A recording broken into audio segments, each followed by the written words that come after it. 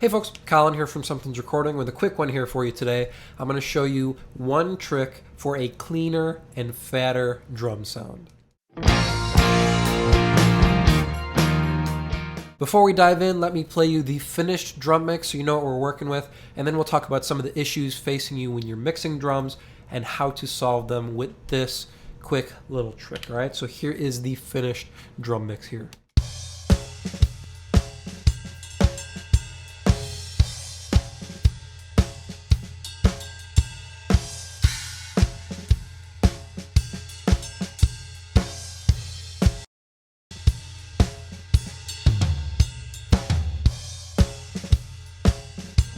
One of the hardest things to control when you're working with live drums, you got a lot of mics going on the kit, is cymbal noise. The cymbals will bleed into a lot of the mics on the kit, and you'll have a lot of the cymbal noise coming from most of your mics, so it can very easily get excessive and it can be tough to control.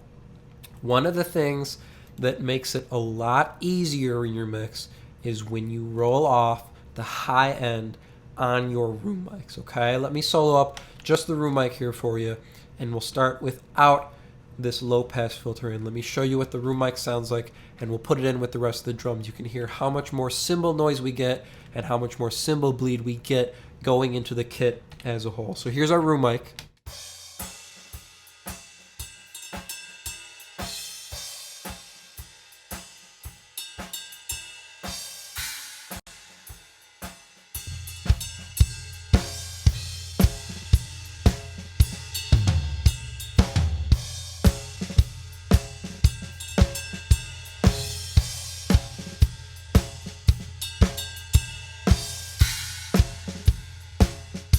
So with that room mic in, at that level, without that low pass in, we get a lot more wash from the cymbals, and it gets a little bit messy, a little bit wishy-washy sounding up top.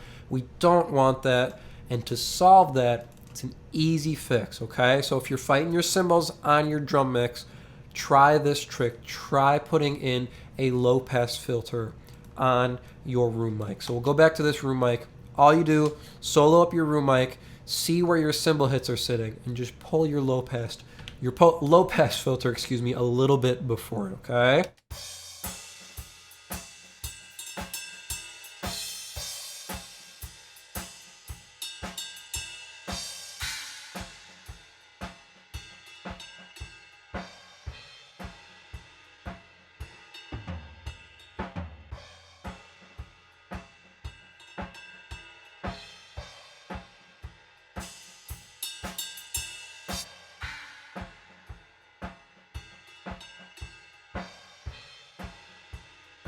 That's where I'm feeling it at the moment. Let's see where we ended up. So, pretty close. Not bad. Yeah, a little bit further. It looks like I saw that splash was a little bit lower. That's okay. So you'll hear, without this low pass in, a couple of the cymbals get really loud, especially that ride. It's pretty piercing. It cuts through the mix, and it's loud in the room. It's going to get captured louder on your room mic. There's a lot of good elements I love from this room mic, but I can't pull it up this far if I have the cymbals and the ride that loud coming from my room mic.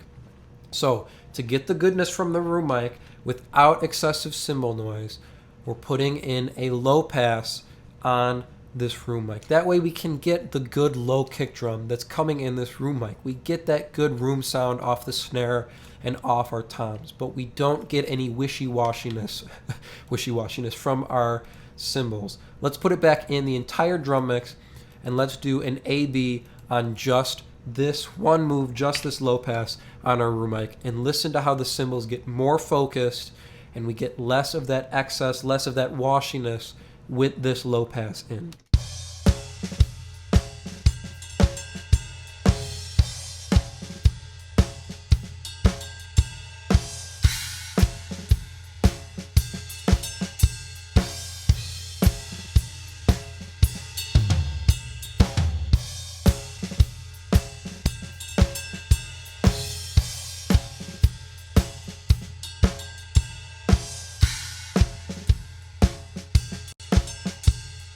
I'm going to do this one more time. I want you to focus in on the ride cymbal, okay? When I click this low pass in, the ride feels like it's more part of the kit rather than something that's way out front. Without this low pass in, that ride is very loud in the room, and it feels disconnected from the kit. That's not what we want. We want to have a full picture, a full drum kit. We want them all to feel like they're one instrument, because in the mix we're treating the drums as one instrument. They're all going down to one bus. So we want that ride to be a part of the drum mix. We'll start without, and then I'm going to click it in. Focus in on that ride. Hear how it becomes a part of the drum kit.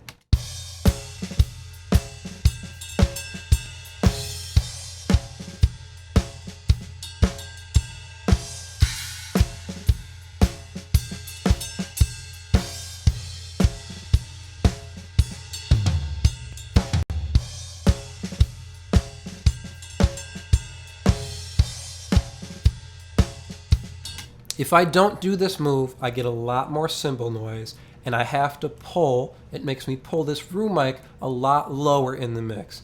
And then I don't get that low end punch, that low end weight coming from the room mic that adds to our kick drum, adds to our snare, gives us a little bit more fatness.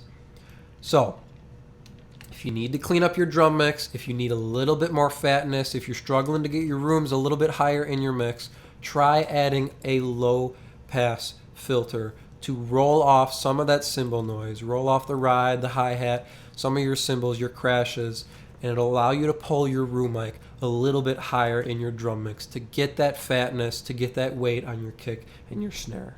I hope that was helpful for you all. If you want to go a little bit deeper into the mixing process, then I have a gift for you. This is my 7-step mixing checklist. You can download it using the link in the description. It is a free resource that I want you to have. It will guide you through the mixing process step by step to get you professional, radio-ready mixes without the guesswork and without the hassle. Thank you so much for watching, and I will see you in the next video.